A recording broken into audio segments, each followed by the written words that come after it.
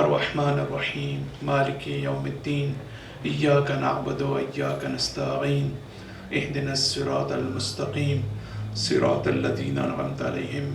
غیر المغضوب علیہم ولا الضالین۔ اعوذ باللہ من الشیطان الرجیم، بسم اللہ الرحمن الرحیم، الحمد للہ رب العالمین، والصلاة والسلام علی سید الانبیاء والمرسلین ومولانا ابی القاسم محمد، ثم الصلاة والسلام على أهل بيته الطيبين الطاهرين المعصومين، أما بعد، فقد قال الحكيم في كتابه المجيد وفرقانه الحميد، بسم الله الرحمن الرحيم، ومن يعظم شعائر الله فہو من تقوی القلوب۔ صلوات پڑھ دیجئے۔ عزیزان محترم، کل کی مجلس میں سورہ حج کی آیت نمبر 32، اس آیت پر ہم نے تفصیل کے ساتھ گفتگو کی۔ آج میں اپنی گزشتہ مجلس کو بہت مختصراً ریکیپ کرتے ہوئے اپنی گفتگو کو آگے بڑھانا چاہوں گا۔ ہم نے کل کی مجلس میں اس بات پر گفتگو کی اور میں نے میسج پہنچانے کی کوشش کی کہ اللہ تعالیٰ قرآن مجید کی اس آیت میں فرماتا ہے کہ ہم شعائر اللہ کا احترام کریں، اور اس کا تعلق جو ہے ہمارے قلوب کے تقوی کے ساتھ ہے۔ شعائر اللہ کا تعلق جو ہے وہ سمبلز سے ہے، علامات سے ہے، اور ان علامات اور ان سمبلز کا مطلب یہ ہے کہ ہم ان کے ذریعے سے ہم اصل میسج تک پہنچیں، اصل حکمت تک پہنچیں، اصل فلسفے تک پہنچیں، اور جو اس میں پیغام موجود ہے اس پیغام کو ہم حاصل کرنے کی کوشش کریں، اس میسج کو ہم حاصل کرنے کی کوشش کریں، اور ظاہر سے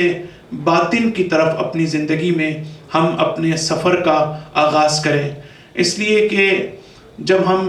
شاعر کے لفظ پر غور کرتے ہیں تو اس میں شعور کے روٹس بھی پائے جاتے ہیں، یعنی جب ہمارے سامنے کسی چیز کی علامات آتی ہیں، اور جب سمبولک فارم میں کوئی چیز ہمارے سامنے آتی ہے، جب ریلیجیس سمبلز ہمارے سامنے آتے ہیں، جب ہم مذہبی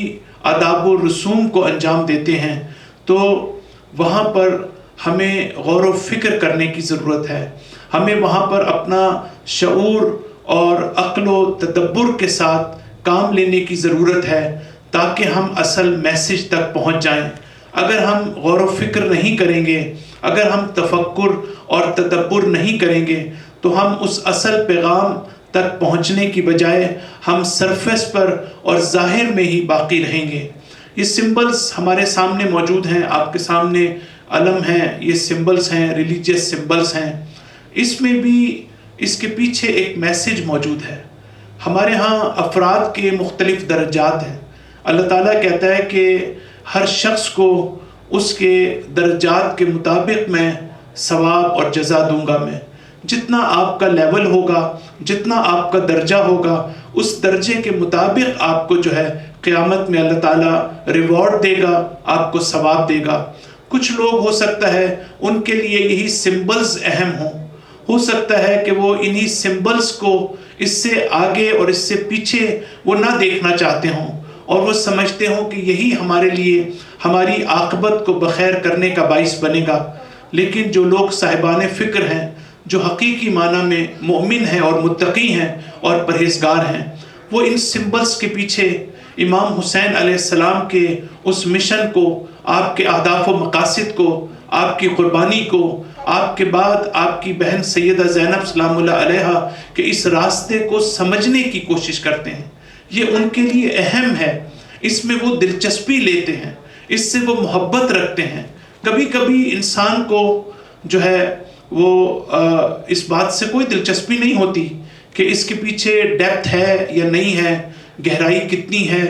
درس موجود ہے، عبرت مجھے حاصل کرنی ہے یا نہیں کرنی، مجھے اس سے لیسن حاصل کرنا ہے یا نہیں، مجھے اس سے کوئی دلچسپی نہیں ہے۔ لیکن قرآن و سنت کی روشنی میں جو چیز ہمارے سامنے اور خصوصاً اس آیت کے حوالے سے امپورٹنٹ یہ ہے کہ ہم اس پیغام تک پہنچنے کی کوشش کریں۔ فَهُوَ مِن تَقْوَى الْقُلُوبِ، اور یہ دلوں کا تقوی ہے۔ تقوی کا تعلق ہم نے کہا کہ وہ ہمارے قلب سے ہے، وہ ظاہر سے نہیں ہے، اور ہمارے قلب کی جو کیفیت ہے، جو ہماری نیت ہے، جو ہماری روح اور ہمارے قلب کی جو پاکیزگی ہے، وہ ہمارے عمل کو ڈٹرمن کرتی ہے۔ ہمارے عمل کا ظاہر یہ نہیں بتاتا کہ یہ عمل اچھا ہے یا یہ عمل برا ہے۔ قرآن مجید میں جو آیت ہے شاعر اللہ کے حوالے سے، ان الصفا والمروہ من شعائر اللہ، کہ جو صفا و مروہ ہے وہ بھی شاعر اللہ سے ہے۔ تھوڑی دیر کے لیے ہم رکتے ہیں کہ یہ جو صفا و مروہ کا عمل ہم حج پر انجام دیتے ہیں، اس میں بعض میسیجز بڑے امپورٹنٹ ہیں جو ہمیں حاصل کرنے چاہیے۔ آپ دیکھیں کہ حضرت ابراہیم علیہ السلام کو اپنے بیٹے کو ذبح کرنے کا حکم ہوا، تو اس کے بعد پھر یہ حکم دیا کہ تم اپنے بیوی کو اور بچے کو اپنے جو شیرخوار ہے، جو بڑی منتوں اور مرادوں جو ہم اپنی زبان میں کہتے ہیں کہ بعد جو اللہ تعالیٰ نے ان کو عطا کیا، جس سے عجیب ابراہیم کو محبت تھی، اور اللہ تعالیٰ نے کہا کہ جاؤ ایک ایسے صحرا اور بیابان میں جا کے اپنے بچوں کو چھوڑ دو، چلچلاتی ہوئی دھوپ کے اندر، جہاں نہ کوئی سبزہ ہے، نہ کوئی پانی ہے، نہ کوئی کھانے پینے کو کوئی چیز ہے۔ آپ سوچیں کہ ابراہیم کے دل پر کیا گزری ہوگی، ان کے جذبات اور ان کے احساسات کو دیکھیں۔ لیکن ایک عجیب میسیج ہے یہاں پر ہمارے لیے، اور وہ یہ کہ کوئی جسٹیفیکیشن موجود نہیں تھی حضرت ابراہیم کے سامنے، لیکن اللہ تعالیٰ سے حضرت ابراہیم نے یہ نہیں پوچھا کہ میں اپنے بچے کو ذبح کیوں کروں۔ اللہ تعالیٰ سے حکمت نہیں پوچھی، اللہ تعالیٰ سے فلسفہ نہیں پوچھا، اللہ تعالیٰ سے یہ نہیں پوچھا کہ پروردگارہ یہ تو کیا حکم دے رہا ہے، میں اپنے اس شیرخوار بچے کو جو میں نے اتنی دعاؤں کے بعد تجھ سے حاصل کیا ہے، میں اس بچے کو، اپنی بیوی کو، میں اس وادی ذی زر میں، غیر ذی زر میں وہاں پر چھوڑ کے آ جاؤں۔ لیکن یہ مقام تسلیم ہے ابراہیم کا، یہ مقام رضا اور تسلیم ہے جو ہمارے لیے ایک بہت بڑا میسیج ہے کہ ہم کبھی کبھی اگر نہ بھی سمجھیں کسی حکمت کو، کسی فلسفے کو، اس کے پیچھے ہمیں وجہ نہ بھی معلوم ہو، لیکن اگر ہمیں یہ پتہ چلے کہ یہ اللہ کا حکم ہے، یہ نبی کا حکم ہے، یہ امام معصوم کا حکم ہے، تو اس کا مطلب یہ ہے کہ مقام تسلیم کا تقاضا یہ ہے کہ ہم اس کو قبول کریں اور اس کے سامنے ہم سر جھکا دیں۔ اسی طریقے سے بی بی ہاجرہ نے ہمیں درس دیا۔ آپ دیکھیں کہ بی بی ہاجرہ قرآن مجید میں جن کا تذکرہ ہے کہ کس طرح سے ان کا دل تڑپ رہا تھا جب وہ اپنے بچے کو دیکھتی تھیں، جب وہ اپنے بچے کی پیاس کو دیکھتی تھیں، جب وہ اپنے بچے کو مرتا ہوا دیکھ رہی تھیں، تو اس وقت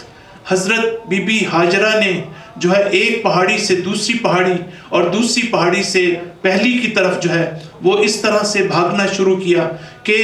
جب وہاں پر ایک سراب پانی کی چمک آپ کو محسوس ہوئی تو آپ اس طرف جاتی ہیں، پھر آپ واپس جاتی ہیں۔ 7 مرتبہ آپ نے چکر لگائے، اور اس کے دوران کبھی اپنے بچے کو دیکھتی ہیں کس قسم پرسی کے عالم میں، کس اضطراب کے عالم میں وہ بچہ، اور شدید دھوپ اور گرمی کے اندر۔ یعنی انسان جب اس منظر کا تصور بھی کرتا ہے تو انسان اس کو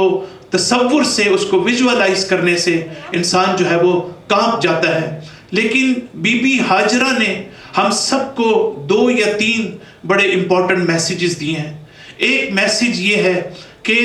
جو کام ہمارے کرنے کا ہے وہ ہمیں کرنا ہے۔ بی بی ہاجرہ نے اس وقت کوشش بھی کی، جد و جہد بھی کی، سعی اور کوشش بھی کی، اور ساتھ ساتھ اللہ تعالیٰ پر توکل بھی کیا، اللہ تعالیٰ سے مدد کی درخواست بھی کی۔ یہ نہیں کیا کہ صرف اپنے بچے کے پاس بیٹھ کر وہ اللہ تعالیٰ سے صرف دعا کرتی، بلکہ یہ میسیج ہمیں دیا کہ جو ہم دعا اپنی زندگی میں کرتے ہیں جو مناجات ہم اپنی زندگی میں کرتے ہیں، یہ کسی جو کام ہمیں کرنا ہے یہ اس کی ریپلیسمنٹ نہیں ہے، وہ ہم نے جو کوشش کرنی ہے وہ ہمیں کرنی ہے۔ ہم اکثر دیکھتے ہیں کہ ہم بعض چیزوں کے بارے میں دعا کرتے رہتے ہیں لیکن وہ دعا ہماری قبول نہیں ہوتی۔ اس کی ایک وجہ یہ ہے کہ ہم اس دعا کا جو تقاضا ہے، جو کوشش ہمیں کرنی ہے، جو ہمارا کام ہے کرنے کا، ہم وہ کام کرتے نہیں ہیں، اور ہم جو ہے وہ صرف اللہ تعالیٰ سے چاہتے ہیں کہ اللہ تعالیٰ ہماری دعا کو قبول کر لے اور ہمیں جو ہے وہ امتحان میں پاس کر دے، ہمیں فلاں جاب دلوا دے، لیکن جو محنت ہمیں کرنی ہے ہم اس پر جو ہے وہ کوشش نہیں کرتے۔ تو توکل بھی کرنا ہے، صلوات پڑھ دیجئے ایک مرتبہ۔ ہمارے دیگر بلندتر صلوات۔ تو ہم نے توکل بھی کرنا ہے، ہم نے اللہ تعالیٰ سے مدد بھی مانگنی ہے، اور ہم نے ساتھ ساتھ کوشش کرنی ہے۔ یہ میسیج ہے صفا و مروہ کے لیے۔ ہو سکتا ہے بہت سے لوگ اس عمل کو انجام دیتے ہوں لیکن اس کے پیچھے جو پیغام ہے وہ پیغام ہمارے لیے امپورٹنٹ نہ ہو۔ یہ جو صبر اور استعانت اور مدد طلب کرنا، قرآن مجید کی ایک آیت ہے کہ وَاسْتَعِینُوا بِالصَّبْرِ وَالصَّلَاةِ، کہ تم جو ہو نماز سے اور صبر سے مدد حاصل کرو۔ یہ آخرت کے لیے نہیں ہے، یہ اس دنیا کے لیے ہے۔ جب تمہیں مصائب کا سامنا کرنا پڑے، جب تمہیں مشکلات کا سامنا کرنا پڑے، جب تمہاری زندگی میں مشکلات آئیں تو تم دو چیزوں کا سہارا لو۔ بہت توجہ کیجئے گا، دو چیزوں کا سہارا لو۔ ایک صبر کا، تاکہ تمہارے پاس استقامت آئے، تمہارے پاس جو ہے وہ پیشنس، فوربیئرنس اور شجاعت اور استقامت کا پہلو تمہارے پاس ہو کہ تم اس سچویشن کا مقابلہ کر سکو۔ اور ساتھ اللہ تعالیٰ کہتا ہے وَاسْتَعِینُوا بِالصَّبْرِ وَالصَّلَاةِ، صرف صبر کافی نہیں ہے بلکہ تمہیں اللہ کی طرف توجہ بھی کرنی ہے۔ اگر تم اللہ کی طرف توجہ نہیں کرو گے تو صرف اگر تم صبر کرو گے تو یہ بھی کافی نہیں ہے۔ اس لیے کہ کبھی کبھی مشکل اتنی سنگین ہوتی ہے انسان کی زندگی میں،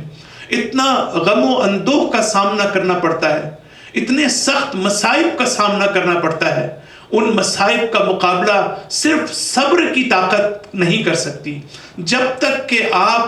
اللہ کی طرف اس کے ساتھ اپنے آپ کو وابستہ نہ کریں، جب تک آپ اللہ کے ساتھ اس کی طرف آپ توجہ نہ کریں۔ یہی وجہ ہے کہ امام حسین علیہ السلام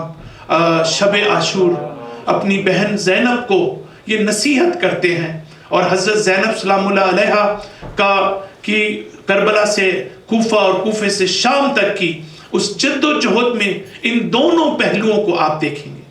ایک زینب کا صبر و ہمت اور استقامت، اور دوسرا زینب کا اپنے خدا کے ساتھ جو قرب اور لگاؤ تھا۔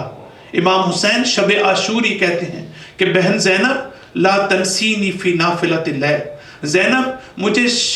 نماز شب میں فراموش نہ کرنا۔ امام حسین علیہ السلام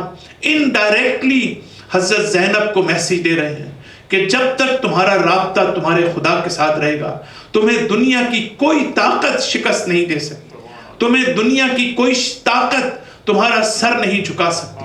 تو یہ صبر اور استقامت ہمیں وہاں پر بھی نظر آتا ہے حضرت بی بی ہاجرہ کے اس کے اندر۔ اور پھر دوسرا میسیج جو ہمیں یہ سمبولک فارم میں جب ہم یہ صفا و مروہ کا عمل انجام دیتے ہیں،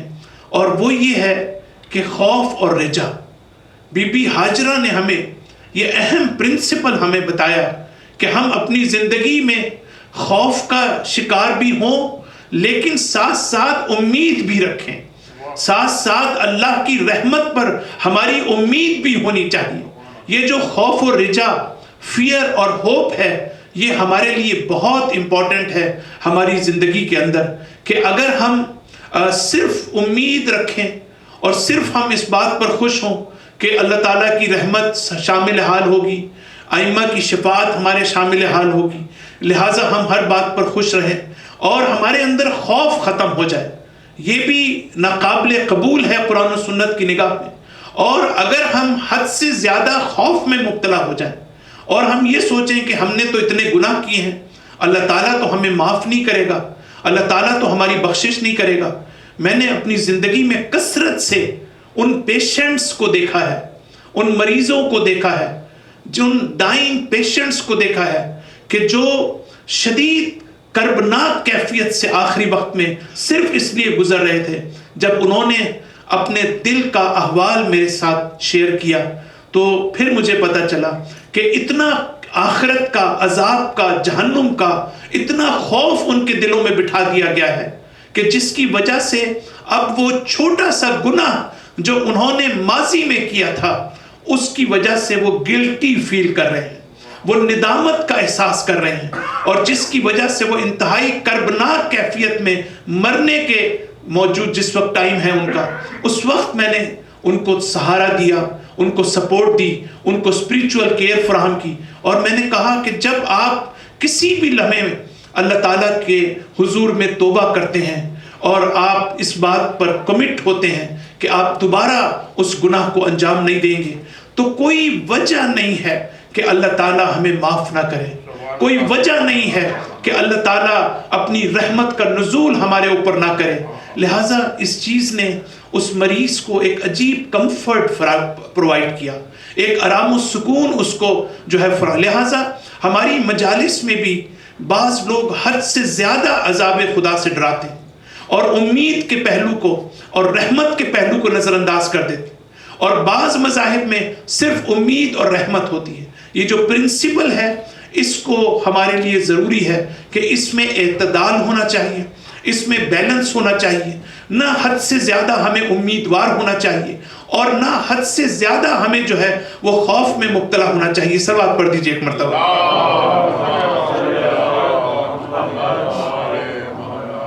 جس وقت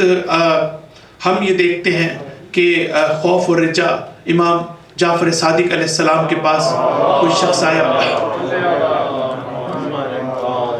اور امام سے اس نے کہا کہ آپ کے کچھ چاہنے والے ہیں جو گناہ بھی کرتے ہیں اور اللہ تعالیٰ کی رحمت پر امید بھی کرتے ہیں۔ امام علیہ السلام نے بڑا خوبصورت جواب دیا۔ امام نے کہا کہ وہ تو میرے ماننے والے نہیں ہیں، میں تو ان کو اپنے دوستوں میں شمار نہیں کرتا، اس لیے کہ اگر کسی شخص کو امید ہوتی ہے، بہت توجہ کیجئے، اگر کسی شخص کو امید ہوتی ہے تو وہ اس امید کے لیے کوشش بھی کرتا ہے جس چیز پر اس کو امید ہوتی ہے، اور اگر اس کو خوف ہوتا ہے تو اس خوف سے وہ اجتناب بھی کرتا ہے، اس جگہ پر وہ پرہیز بھی کرتا ہے۔ تو اس لحاظ سے ہم اس پرنسپل کو اپنی زندگی میں جو بہت امپورٹنٹ ہے، اور یہ ہماری اسپریچول ڈیولپمنٹ کے لیے یہ پرنسپل بہت امپورٹنٹ ہے کہ اگر ہم اندر سے امبیلنسڈ ہو جائیں تو پھر اس سے ہماری روحانی ارتقاء پر جو ہے وہ بری طرح سے اثر ہوتا ہے۔ اسی طریقے سے حضرت ابراہیم کہتے ہیں کہ پروردگارا ربنا انی اسکنت من ذریتی فی من بواد غیر ذی زرع،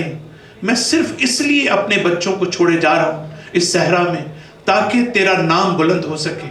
تاکہ تیرا ذکر بلند ہو سکے۔ کتنا بڑا مقصد اور ہدف ابراہیم کا، اس مقصد کے راستے میں آپ نے دیکھا کہ کس طریقے سے حضرت ابراہیم علیہ السلام نے مقام تسلیم اور مقام رضا ہمیں جو ہے وہاں پر نظر آتا ہے۔ اسی طریقے سے ہم اس بات کو بھی وہاں پر سیکھتے ہیں کہ حضرت ہاجرہ آخری وقت تک آپ دیکھیں کہ وہ مایوس نہیں ہوتی۔ ہماری زندگی میں امید اور ہوپ کا جو پرنسپل ہے اور مایوس نہ ہونے کا جو پرنسپل ہے، میں انشاءاللہ ایک تفصیل کے ساتھ اپنی پوری مجلس اس موضوع پر پڑھنا چاہتا ہوں تاکہ ہمیں اس بات کا اندازہ ہو کہ اپنی زندگی میں پر امید ہونا اور ہوپ کے ساتھ زندگی گزارنا، اس کا کتنا ہماری زندگی میں ہمارے اثر ہوتا ہے، ہماری اسپریچول ڈیولپمنٹ میں، ہماری اسپریچول ایلیویشن کے اندر۔ اور حضرت بی بی ہاجرہ نے شاید ہم نے کبھی سوچا ہو کہ بچے کی پیاس، حضرت اسماعیل کی پیاس کو ہمیشہ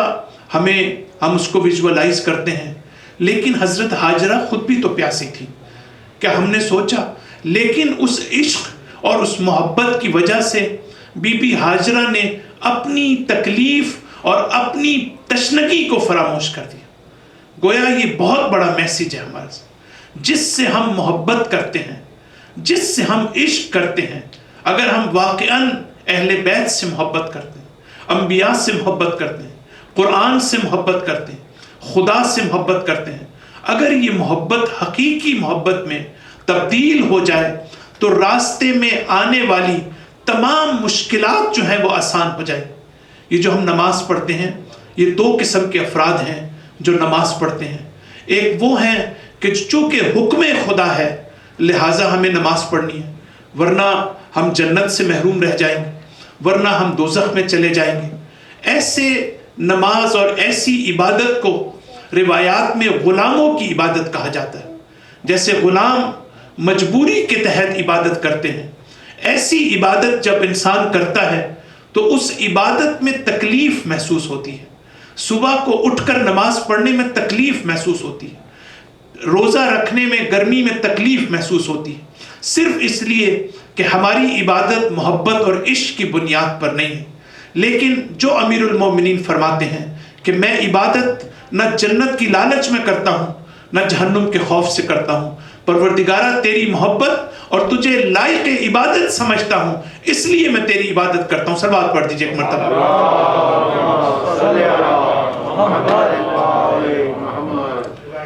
قرآن مجید کی ایک اور آیت آپ کے سامنے رکھنا چاہتا ہوں۔ اللہ تعالیٰ فرماتا ہے لَقَدْ أَرْسَلْنَا مُوسَىٰ بِآيَاتِنَا أَنْ أَخْرُجْ قَوْمَكَ مِنَ الظُّلُمَاتِ إِلَى النُّورِ، کہ ہم نے موسیٰ کو بھیجا، کس لیے بھیجا؟ تاکہ وہ اپنی قوم کو ظلمات سے نور کی طرف لے جا سکے۔ قرآن مجید ان دو جملات پر بڑا غور کہتا ہے کہ ہم غور کریں کہ اللہ ولی الذین آمنوا یخرجہم من الظلمات الی النور، خدا ولی ہے صاحبان ایمان کا اور ان کو جو ہے ظلمات سے نور کی طرف لے کے جاتا ہے۔ یہ جو ظلمات سے نور کی طرف لے جانا ہے، یہ سوال تفاسیر میں اٹھایا گیا ہے۔ ایک مومن تو ظلمات میں نہیں ہوتا، وہ تو تاریکی میں نہیں ہوتا، تو اللہ تعالیٰ اس کو ظلمات سے نور کی طرف لے جانے کا کیا مطلب؟ جب وہ خود مومن ہے، جب وہ خود صاحب ایمان ہے، اس کا مطلب یہ ہے کہ انسان ہمیشہ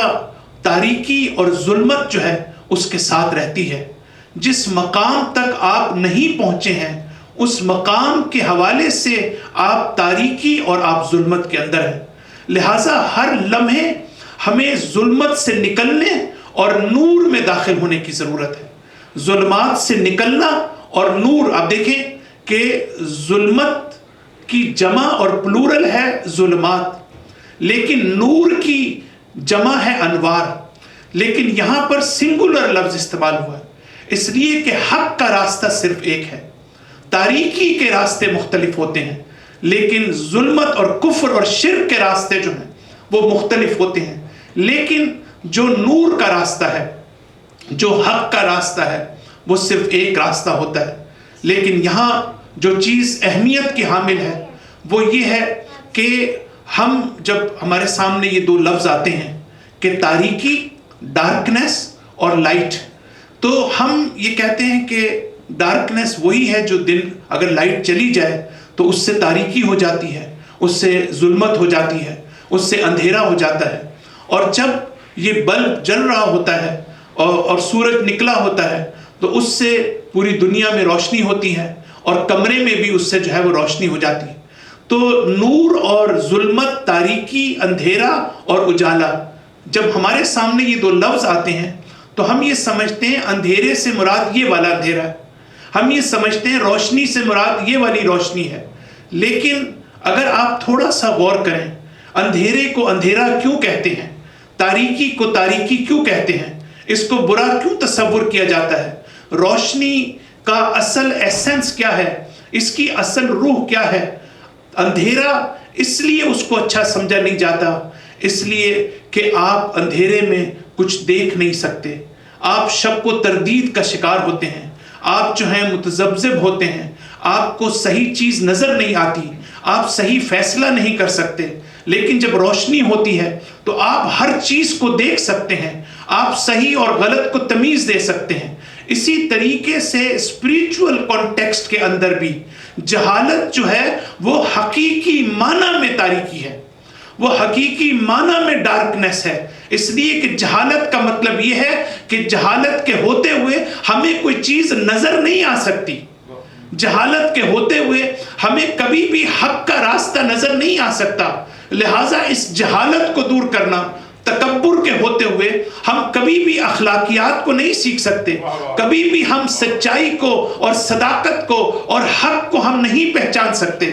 لہٰذا جہالت جو ہے وہ اس لحاظ سے تکبر ہے، حسد ہے، اس کو تاریکی کہا گیا ہے. اور نور وہ ہے کہ جب ہم جس کو حیات کہتے ہیں، جس کے اثرات حیات کے اثرات، لائف کے اثرات، اس میں نشو و نما پائی جاتی ہے، اس میں جو ہے گروتھ پائی جاتی ہے، اس میں جو ہے وہ بنیادی طور پر ہم یہ دیکھتے ہیں کہ انسانیت کا عنصر پایا جاتا ہے. تو ظلمت سے نور کی طرف آنا، یہ حضرت موسیٰ علیہ السلام کے حوالے سے ہم یہ دیکھتے ہیں کہ قرآن یہاں پر بات کرتا ہے. لیکن اس کے ساتھ ساتھ جو امپورٹنٹ نقطہ ہے وہ یہ ہے کہ اللہ تعالیٰ یہ کہتا ہے وَذَكِّرْهُمْ بِأَيَّامِ اللَّهِ، اے موسیٰ لوگوں کو ایام اللہ اور یوم اللہ کو ریمائنڈ کراؤ، ان کو تذکر دو، ان کو یاد دہانی کراؤ اس کی کہ ایام اللہ کون سے ہوتے ہیں. اب ایام اللہ ان فی ذلک لآیات لکل صبار وشکور، اس میں آیات ہیں ہماری، اس میں نشانیاں ہیں ہماری. لیکن کن لوگوں کے لیے؟ ان لوگوں کے لیے جو صاحبان فکر ہیں، جو صاحبان شعور ہیں، جو اپنی زندگی میں عقل و فکر کو استعمال کرتے ہیں، اور وہ لوگ کہ جو حد سے زیادہ صبر کرنے والے ہیں، اور وہ لوگ کہ جو حد سے زیادہ شکر کرنے والے ہیں، جن میں یہ خوبیاں ہوں گی ان کو یہ آیات نظر آئیں گی، ان کو یہ نشانیاں نظر آئیں گی، ان کو یہ علامات نظر آئیں گی کہ جو انسان کو پھر یوم اللہ کا مطلب حضرت موسیٰ علیہ السلام کو یہ کہا جا رہا ہے. یوم اللہ اس کو کہتے ہیں جب اللہ تعالیٰ کی قدرت کا ظہور ہمیں نظر آئے. یوم اللہ اس دن کو کہتے ہیں. بعض تاریخی واقعات ایسے ہوتے ہیں، دیکھیں عام دنوں میں ہمیں محسوس نہیں ہوتا کہ اللہ بھی اس دنیا میں موجود ہے یا نہیں، لیکن کچھ واقعات تاریخ کے ایسے ہوتے ہیں جس سے ہمیں یہ پتہ چلتا ہے کہ اللہ کی قدرت، اللہ کی حاکمیت، اللہ کی مالکیت، اللہ کی رحمت کا ظہور اور اللہ تعالیٰ کی نعمتوں کا نزول ہمیں وہاں پر نظر آتا ہے. وہ کون سے واقعات ہیں کہ جہاں پر ہمیں اللہ تعالیٰ کی نعمتیں، اللہ تعالیٰ کی رحمت، اللہ تعالیٰ کا غلبہ، اللہ تعالیٰ کا قہر ہمیں وہاں پر نظر آتا ہے. یہ وہ واقعات ہیں کہ تاریخ کے اندر حضرت ابراہیم علیہ السلام کو جب آگ سے نجات دی گئی تو اس کو یوم اللہ کہا جاتا ہے. جب انہیں آگ سے نجات ملی، یہ معجزہ دنیا نے دیکھا، تو اس کا مطلب ہے کہ اللہ تعالیٰ کی قدرت کا ظہور وہاں پر نظر آیا، اللہ تعالیٰ کی انوالومنٹ وہاں پر نظر آئی. جب حضرت نوح کی کشتی اور ان کے افراد کو نجات ملی تو اس کو یوم اللہ کہا گیا، اس لیے کہ اللہ تعالیٰ کی قدرت، طاقت اور اللہ تعالیٰ کی مالکیت کا ظہور ہمیں وہاں پر نظر آیا. جس دن موت کا دن ہوتا ہے اس کو یوم اللہ قرار دیا گیا ہے، اس لیے کہ یہ وہ دن ہوتا ہے جب انسان کو اللہ تعالیٰ کی مالکیت اور قدرت کا ظہور نظر آتا ہے، اس کی تجلی نظر آتی ہے، اور تمام اسباب جو اس دنیا میں انسان ان اسباب میں کھو جاتا ہے اور اللہ تعالیٰ کو بھول جاتا ہے، اور طاقت کے اصل سرچشمے کو انسان فراموش کر دیتا ہے. لیکن ایسا وقت آتا ہے کہ جس وقت جو ہے، صلوات پڑھ دیجئے ایک مرتبہ، لیکن موت کے وقت جو ہے آپ تمام دنیاوی اسباب منقطع ہو جاتے ہیں، اور جو مسبب الاسباب ہے، جو طاقت کا حقیقی سرچشمہ ہے، وہ ہمارے سامنے آ جاتا ہے. اس دنیا میں جب ہم دوا لینے جاتے ہیں، فارمیسی میں جاتے ہیں، میڈیکل سٹور پہ جاتے ہیں، تو ہم یہ سمجھتے ہیں یہ میڈیسن ہمیں ٹھیک کر دے گی، ہمارا علاج کر دے گی، لیکن ہم حقیقی شفا دینے والے کو فراموش کر دیں. ہم جب ڈاکٹر کے پاس جاتے ہیں ہم سمجھتے ہیں کہ یہ ڈاکٹر ہمارا علاج کرے گا، لیکن شفا دینے والا جو ہے ہم اس کو فراموش کر دیتے ہیں. یہ اس دنیا کا خاصہ ہے، یہ دنیا کی خصوصیت ہے کہ اس میں ظاہری اسباب اتنے زیادہ ہمارے سامنے نظر آتے ہیں کہ ہم ان اسباب میں کھو جاتے ہیں، لیکن ان اسباب کے پیچھے جو طاقت کا سرچشمہ ہے ہم اس کو فراموش کر دیتے ہیں. لیکن اللہ تعالیٰ کہتا ہے کہ تمہاری موت کے بعد، بلکہ تمہارے موت کے وقت ابھی تم اس دنیا میں موجود ہو، ابھی تم اس دنیا سے نہیں گئے، حالت نزاع میں ہو، تمہیں ان اسباب کو منقطع ہو جائے گا تمہارا رابطہ، اور حقیقی سبب تمہیں نظر آنا شروع ہوگا. اور مرنے سے پہلے قرآن کی واضح آیت موجود ہے کہ اللہ تعالیٰ سے انسان کہے گا کہ پروردگارہ مجھے واپس لوٹا دے. یعنی ابھی اس دنیا سے گیا نہیں ہے، ابھی قبر کی منزل شروع نہیں ہوئی ہے. قرآن کی عجیب آیت ہے. قرآن یہ کہتا ہے زندگی میں انسان، لیکن پھر واپسی کا ٹائم نہیں ہے اس کے لیے. اب موت کا وقت آ چکا ہے. اس وقت انسان جو ہے اللہ تعالیٰ سے کہے گا، کیونکہ اس وقت وہ اپنا ماضی بھی دیکھ رہا ہوگا اور اپنا مستقبل بھی دیکھ رہا ہوگا، اپنی عاقبت کو بھی دیکھ رہا ہوگا اور اپنے ماضی کو بھی دیکھ رہا ہوگا. لہٰذا وہ کہے گا پروردگارہ مجھے واپس بھیج دے، مجھے واپس بلا لے، تاکہ میں کچھ نیک کام جو ہے وہ انجام دے سکوں. کربلا کے میدان میں ہم کیوں خاص طور پر اپنے بچوں کے لیے کیوں ہم اس واقعے کی یاد مناتے ہیں؟ 1400 سال پہلے ایک واقعہ ہوا. اس واقعے کی ہر سال دہرانے کی کیا ضرورت ہے؟ ہر سال تکرار کرنے کی کیا ضرورت ہے؟ صرف اس کا پیچھے فلسفہ یہ ہے کہ ہم اس کو یوم اللہ سمجھتے ہیں. یوم عاشور اور کربلا کا واقعہ یہ وہ ایام تھے کہ جس میں اللہ تعالیٰ کی رحمت کا ظہور ہوا، جس میں اللہ تعالیٰ کی قدرت و طاقت کا ظہور ہوا. اگر کوئی تسلیم و رضا کے اصول کی مجسم تصویر دیکھنا چاہتا ہے تو وہ کربلا کے میدان میں دیکھیں. اگر کوئی اللہ کی رحمت کی مجسم تصویر دیکھنا چاہتا ہے تو آپ کربلا کے میدان میں دیکھیں کہ کس طرح سے امام حسین علیہ السلام اپنے دشمنوں پر رحم کھاتے ہوئے نظر آتے ہیں. کس طرح امام حسین علیہ السلام، ایک وقت ایسا آتا ہے کہ جب آپ کو دشمنوں پر افسوس ہے کہ وہ اپنے ہاتھوں سے اپنے جہنم کا سامان کر رہے ہیں. کبھی امام حسین علیہ السلام رسول کا عمامہ پہن کر خیمے سے باہر نکلتے ہیں اور واپس آ جاتے ہیں. کبھی اپنے دوش پر رسول کی عبا پہن کر میدان کربلا میں آتے ہیں اور واپس چلے جاتے ہیں. کبھی تلوار اور شمشیر ہاتھ میں لے کر صرف دشمنوں کو یہ یاد دلانے کے لیے کہ تم کس کا مقابلہ کر رہے ہو، کس کو شہید کرنا چاہ رہے ہو، تم نواسہ رسول کے ساتھ ایسا سلوک کر رہے ہو. یہ رحمت کا جذبہ اور یہ رحمت خداوندی کا ظہور ہے. مساوات کا اصول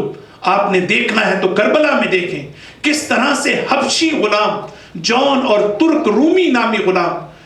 امام حسین علیہ السلام کا جو رویہ ہے غلاموں کے ساتھ، آپ اسلام کے نظام مساوات کی مجسم تصویر دیکھنا چاہتے ہیں، نظام عبادات کی اگر آپ مجسم تصویر دیکھنا چاہتے ہیں، اسلام کے نظام عرفان کو اگر آپ دیکھنا چاہتے ہیں تو آپ کربلا کے میدان میں دیکھیں. اس دن اللہ کی مالکیت کا ظہور تھا، اللہ کی رحمت کا ظہور تھا. اگر آپ صبر و استقامت کو دیکھنا چاہتے ہیں، اگر آپ قوت برداشت کو دیکھنا چاہتے ہیں تو آپ کربلا کے میدان میں آئیں اور وہاں پر آپ ان تمام چیزوں کو دیکھیں. اور ان غلاموں کے ساتھ آپ دیکھیں کہ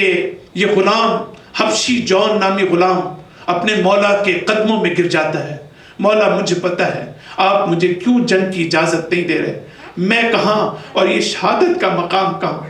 میں کہاں اور یہ بدبودار جسم اور کثیف خون کہاں. لیکن اس کے بعد امام حسین سے نہ رہا گیا، جون کو اجازت دی. دوسرا غلام، کیا آپ تصور کر سکتے ہیں امام حسین علیہ السلام نے صرف ایک مقام پر ہمیں لگتا ہے ملتا ہے تاریخ میں کہ آپ نے اپنا رخسار اپنے فرزند علی اکبر کے رخسار پر رکھا. تاریخ کے الفاظ ہیں وضع خدہ علی خدہ، حسین نے اپنا رخسار علی اکبر کے رخسار پر رکھا. اور دوسرا موقع کربلا میں وہاں آتا ہے جب اس حبشی غلام کے رخسار پر حسین اپنا رخسار رکھتے ہیں. تو یہ ساری چیزیں اس بات کی دلیل ہیں کہ یہ یوم اللہ ہے. امام کی شہادت کے بعد وہ زینب کہ جو شب عاشور گریا کرتی ہیں، امام حسین علیہ السلام کو خوف ہوتا ہے، اپنی بہن زینب کو تسلی دیتے ہیں. لیکن عاشور کے بعد کی زینب اور شب عاشور کی زینب میں زمین آسمان کا فرق ہے. اب وہ زینب نہیں ہے کہ جس کی آنکھوں میں آنسو ہوں، اب وہ صبر و ہمت کے ساتھ، صبر و حوصلے کے ساتھ، اللہ پر توکل کے ساتھ اب وہ میدان میں اتر کر یزید اور ابن زیاد کا مقابلہ کرتی ہیں۔ یہ وہ جگہ ہے کہ جہاں پر اللہ کی براہ راست انوالومنٹ ہمیں نظر آتی ہے، اللہ تعالیٰ کی عنایات ہمیں بی بی زینب پر نظر آتی ہیں۔ یہ وہ چیزیں ہیں جس کو ہم ایام اللہ کہتے ہیں، جس کو ہم یوم اللہ کہتے ہیں۔ اس لحاظ سے اس کی اہمیت کو ہمیں مد نظر رکھنا چاہیے، کربلا کے ان واقعات کو۔ اس کا مطلب یہ ہے کہ جب بھی ہم کربلا کے واقعے کو یاد کریں، جب بھی ہم تاریخ کے ان واقعات کو یاد کریں، تو اس کا مطلب یہ ہے کہ اپنے سننے والوں تک جو میسج پہنچانا ہے وہ یہ ہے کہ ہم کس طرح سے ان کے ذریعے سے یاد خدا میں مبتلا ہو جائیں۔ اگر وہ یاد خدا تک ہمیں نہیں لے کے جا رہا تو اس کا مطلب یہ ہے کہ کہیں نہ کہیں کچھ مشکل اور رکاوٹ موجود ہے، کہیں نہ کہیں کوئی ایسی رکاوٹ موجود ہے کہ جس کو دور کرنے کی ضرورت ہے۔ ضرورت اس بات کی ہے کہ ہم ہر واقعے کو اس طرح بیان کریں جہاں ہمیں اللہ کی قدرت نظر آئے، اللہ کی رحمت نظر آئے، اللہ کی مالکیت نظر آئے، اللہ کا قہر نظر آئے، اللہ کا غلبہ نظر آئے، اور ظالموں کو جو انجام تک اپنے پہنچے ہیں، چاہے وہ فرعون ہو، چاہے وہ نمرود ہو، چاہے وہ قارون ہو، وہ مقام عبرت ہمارے سامنے ہو، تاکہ ہم دیکھیں کہ یہ ایام اللہ کا مطلب کیا ہوتا ہے۔ سلوات پڑھ دیجئے ایک مرتبہ۔ بس عزیزان محترم، ایک نقطے کے ساتھ میں اپنی گفتگو کو ختم کروں گا کہ یہ شاعر اللہ جو ہیں، یہ بنیادی طور پر بہت توجہ چاہوں گا اس نقطے کے اوپر، یہ جو دینی آداب و رسوم ہے، چاہے وہ عزاداری ہو، چاہے وہ قربانی ہو، چاہے وہ صفا و مروہ ہو، چاہے وہ حج کے مناسک ہوں، اعمال حج ہوں، یہ شاعر اللہ آئے کہاں سے، ان کی فلسفی کیا ہے؟ جب تک ہمیں اس بات کا نہیں پتہ چلے گا، اس کی بنیادی فلسفہ یہ ہے کہ یہ جو اعتقادات ہیں، نظام اعتقادات، ہمارے عقائد جو ہیں، ہم خدا پر ایمان رکھتے ہیں، نبی پر رکھتے ہیں، قیامت پہ رکھتے ہیں، امامت پہ رکھتے ہیں، اسی طریقے سے ہم جو ہے وہ عبادات، جو فقہی مسائل ہیں، احکامات ہیں، اور نظام اخلاق، یہ تین ستون ہیں ہمارے دین کے اور ہمارے مذہب کے۔ لیکن یاد رکھیے گا، جب تک کوئی دین ان تین بنیادی اصولوں پر قائم رہے گا، اور یہ جب تک کتابوں میں رہیں گے اور زبان پر رہیں گے، لیکن معاشرے میں عملی طور پر ان کا ظہور نہیں ہوگا، اس وقت تک یہ دین جو ہے وہ معاشرے میں کامیاب نہیں ہو سکتا۔ تو یہ جو شاعر اللہ ہیں، یہ جو رسومات ہیں، یہ جو ریچولز ہیں، یہ بنیادی طور پر ان عقائد کا ظہور ہے جو اس شکل میں نظر آتا ہے، یہ ان اخلاقیات کا ظہور ہے جو ہمیں اس شکل میں نظر آتا ہے۔ بڑے بڑے فلسفی گزر گئے، لیکن ان کے مکتب کو لوگوں نے قبول نہیں کیا، اس لیے کہ وہ عوام میں آ نہیں سکے، موجود نہیں ہو سکے۔ تو اس کا کیا مطلب ہوا؟ بڑا اہم نقطہ ہے جس کو میں چاہتا ہوں کہ آپ توجہ کریں۔ اس کا مطلب یہ ہے کہ جب بھی ہم دینی آداب و رسوم پر توجہ دیتے ہیں، جب بھی ہم ریچولز پر توجہ دیتے ہیں، چاہے وہ عزاداری ہو، امام حسین کی یاد ہو، یا دوسری چیزیں ہوں، ہمارے لیے ضروری ہے کہ یہ ریچولز جو ہیں ہمارے ان اعتقادات کی تقویت کا باعث بنے، ہمارے اخلاقیات کی تقویت کا باعث بنے، اس کو امپاور کریں، اس کو انرچ کریں، ان کو انہینس کریں، تاکہ ان ریچولز کے ذریعے سے ہمارا خدا پر ایمان مستحکم ہو سکے،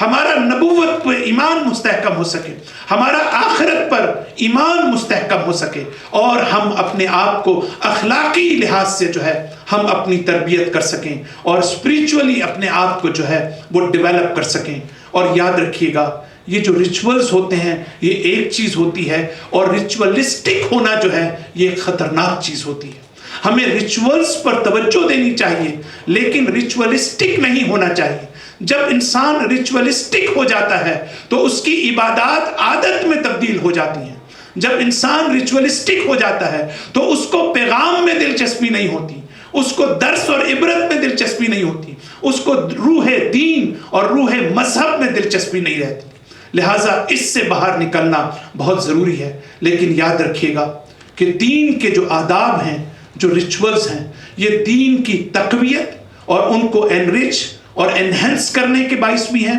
اور دین کو تباہ کرنے کے باعث بھی ہیں، دین کو نابود کرنے کے باعث بھی ہیں۔ یہی ریچولز اگر ہم اس طرح سے انجام دیں جو دین کی روح کے خلاف ہوں، جو دین کے بنیادی اصولوں کے خلاف ہوں، جو دین کے اہداف و مقاصد کے خلاف ہوں، اگر ہم امام حسین علیہ السلام جس کو شاعر حسینی کہتے ہیں، اگر ہماری عزاداری جو ہے امام حسین کے اہداف کے خلاف ہو، اگر ہماری عزاداری زمان و مکان کے تقاضوں کے خلاف ہو، اگر یہ دین کی تقویت کی بجائے دین کو کمزور کرنے کا باعث ہو، تو اس کا مطلب یہ ہے کہ ہم دین کو خراب کر رہے ہیں، اس کے ذریعے سے اپنے عقائد کو خراب کر رہے ہیں۔ تو یہ جو شاعر اللہ ہیں یہ دین کی تقویت کا باعث بھی بنتے ہیں اور دین کی تباہی کا باعث بھی بنتے ہیں۔ صلوات پڑھ دیجئے ایک مرتبہ۔ بس عزیزان محترم، یہ چند باتیں تھیں جو مجھے آپ کی خدمت میں آج عرض کرنی تھی۔ انشاءاللہ اہم نکات ہیں جو آنے والی مجالس میں بھی جن کو ہم موضوع گفتگو بنائیں گے۔ امام حسین علیہ السلام نے کربلا کے میدان میں، اصحاب کربلا نے ہم سب کو یہی درس دیا ہے جس کی تفصیل ہم نے بیان کی ہے کہ اگر کوئی چیز عملی طور پر اس کا نمونہ موجود نہ ہو تو ہم کبھی بھی اس دین کو اپنی زندگی میں اپنا نہیں سکتے ہیں۔ امام حسین علیہ السلام ہمیں یہ درس دیتے ہیں کہ ہم غور و فکر کے ساتھ، تفکر اور تدبر کے ساتھ ان کے اہداف و مقاصد کو سمجھنے کی کوشش کریں۔ مسلم بن عقیل کے بارے میں پیغمبر فرماتے تھے امیر المومنین کو خطاب کر کے، اے علی، میں مسلم کو دو لحاظ سے، عقیل کو، تمہارے بھائی کو دو لحاظ سے پسند کرتا ہوں۔ ایک تو خود اس کی وجہ سے، اور ایک اس لیے اس کو پسند کرتا ہوں کہ اس کا بیٹا تمہارے بیٹے کی محبت میں اپنی جان قربان کر دے گا، تمہارے بیٹے کی محبت میں اپنے آپ کو قربان کر دے گا۔ اور پھر تاریخ ہمیں یہ بتاتی ہے کہ مسلم بن عقیل جس وقت کوفے میں پہنچتے ہیں تو امام حسین علیہ السلام نے مسلم بن عقیل کو یہ نہیں کہا ہوتا کہ مسلم اگر وقت پڑے تو اپنی جان قربان کر دینا، بلکہ یہ آپ کی بصیرت تھی، یہ آپ کا فیصلہ تھا کہ جب کسی سے دوستی ہوتی ہے، جب کسی سے محبت ہوتی ہے، جب کسی ہستی سے عشق ہوتا ہے تو اس کے راستے میں جان کو کیسے قربان کیا جاتا ہے۔ مسلم نے اپنی جان کو قربان کیا، لیکن یہ جانتے ہوئے کہ میرے پیچھے میرے معصوم بچے بھی ہیں اور انہیں بھی اسی راستے کے اوپر چلنا پڑے گا۔ مسلم کے 4 بیٹے کم سے کم تاریخ میں ہمیں وہ نقل ہوتے ہیں کہ جن میں سے 2 بیٹے جب امام حسین کے پاس کربلا میں اجازت مانگنے کے لیے آتے ہیں تو امام حسین کے لیے مسلم کے بچوں کو کربلا میں جنگ کے لیے جانے کی اجازت دینا کوئی آسان کام نہیں تھا، لیکن امام نے کہا کہ کیا تمہارے بابا کی قربانی کافی نہیں ہے؟ کیا تمہارے بابا کی شہادت کافی نہیں ہے؟ تم مت جاؤ۔ لیکن وہ بچے نہیں مانے، کہا کہ ہمارے بابا کی نصیحت تھی یہ۔ بچے گئے، انہوں نے جام شہادت نوش کیا، لیکن 2 چھوٹے بچے مسلم کے جب خیموں میں آگ لگی ہوئی تھی تو یہ بچے، تاریخ یہ بتاتی ہے کہ گھبرا کے باہر نکلتے ہیں، راستہ بھول جاتے ہیں اور کوفے میں ایک زندان میں آخر میں قید ہو جاتے ہیں۔ 1 سال ان بچوں کا گزر جاتا ہے۔ یہ بچے جانتے ہیں کہ ان کے گھروں کو جلا دیا گیا، یہ بچے جانتے ہیں کہ ان کے بابا کو شہید کر دیا گیا، یہ بچے جانتے ہیں کہ ان کی بہنوں کو اسیر کیا گیا، ان کی ماں کو اسیر کیا گیا۔ آخر میں ان بچوں نے جو زندان بان ہے ان کو اپنی جو حسب و نسب ہے اس کا واسطہ دیا اور کسی طریقے سے زندان سے رہائی کا اپنے لیے پروانہ حاصل کیا۔ لیکن عزاداروں، شاید کوفہ کی سرزمین ابھی ان بچوں کو چھوڑنے کے لیے تیار نہیں تھی۔ بس میں یہ کہوں گا کہ کربلا میں مولا حسین کو جب بھی کسی نے پکارا، جب قاسم نے پکارا تو حسین عباس کو لے کر مدد کے لیے پہنچ گئے۔ جب اون محمد نے پکارا، حسین عباس کو لے کر مدد کے لیے پہنچ گئے۔ جب علی اکبر نے پکارا تو باپ مدد کے لیے پہنچ گئے. میں کہوں گا مولا یہ حارث کی تلوار تلے جو معصوم بچے موجود ہیں، جب انہوں نے مدد کے لیے پکارا تو کوئی ان کی مدد کرنے والا نہیں تھا. یہ بچے التجا کرتے ہیں، یہ التماس کرتے ہیں، اے حارث تو ہمیں معاف کر دے، تو ہمیں قتل نہ کر، ہم معصوم ہیں. اور جب اس نے ایک نہ سنی تو ان بچوں نے کہا کہ حارث ہمارے بابا کو نماز پڑھنے کی اجازت نہیں دی گئی. مسلم نے آخری وقت میں کہا کہ مجھے 2 رکعت نماز پڑھنے دو، لیکن مسلم کو نماز نہیں پڑھنے دی. اے حارث ہم تجھ سے یہ التجا کرتے ہیں کہ ہمیں 2 رکعت نماز پڑھنے کی اجازت دے. اس حارث لعین نے کہا کہ میں تمہیں اجازت دیتا ہوں اگر یہ نماز تمہیں کوئی فائدہ دے سکے. یہ بچے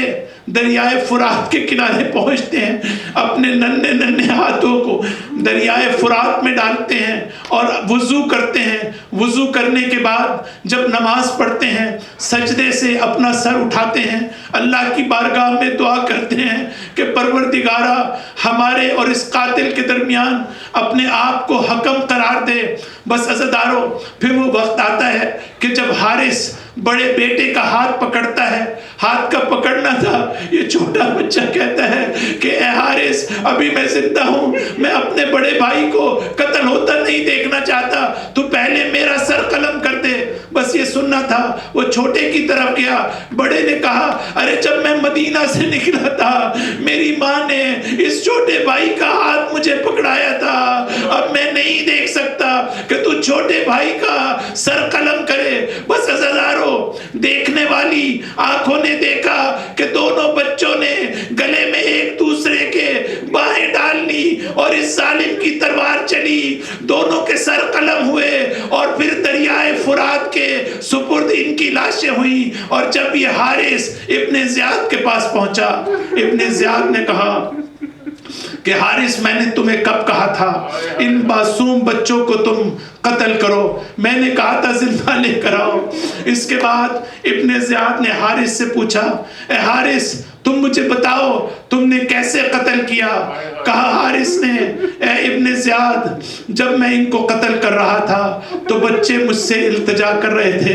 مجھ سے دستبستہ گزارش کر رہے تھے. ابن زیاد نے کہا مجھے بتاؤ اس وقت کیا ہوا؟ کہا کہ بچوں نے مجھ سے کہا کہ ہم بے گناہ ہیں، ہم معصوم ہیں، ہمیں چھوڑ دے. ابن زیاد نے کہا حارث تم نے کیا کیا؟ میں نے کہا نہیں، حاکم راضی نہیں ہے، میں ایسا نہیں کر سکتا. پھر ابن زیاد نے پوچھا پھر بچوں نے کیا کہا؟ اس کے بعد حارث کہتا ہے بچوں نے مجھ سے کہا ارے ہمیں مدینہ واپس لے جاؤ، ہماری ماں کے پاس واپس لے جاؤ، ہم تمہیں یقین دلاتے ہیں ہماری ماں تمہیں ابن زیاد سے زیادہ عطا کرے گی جتنا ابن زیاد تمہیں انعام نہیں دے سکتا. لیکن میں نے کہا کہ حاکم کی خوشی اس میں نہیں ہے. ابن زیاد نے کہا اس کے بعد کیا کہا بچوں نے؟ حارث نے کہا بچوں نے کہا اے ظالم ہمیں ابن زیاد کے پاس زندہ لے چل، چاہے تو وہ ہمیں قتل کر دے اور چاہے وہ ہمیں زندہ چھوڑ دے.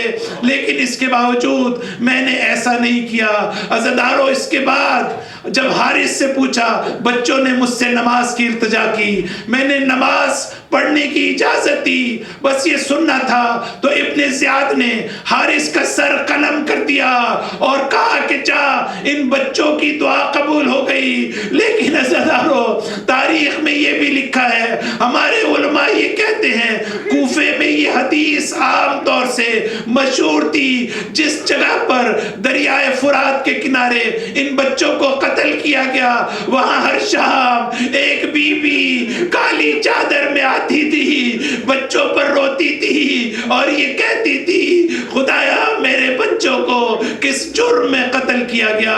اللہ لعنت اللہ علی قوم الظالمین سیعلم الذین ظلموا ای منقلب ینقلبون. اللہم اغفر للمؤمنین والمؤمنات والمسلمین والمسلمات الاحیاء منهم والاموات تابع بیننا و بینہم بالخیرات انکا مجیب الدعوات انکا لا کل شیء قدیر برحمتک یا ارحم الراحمین.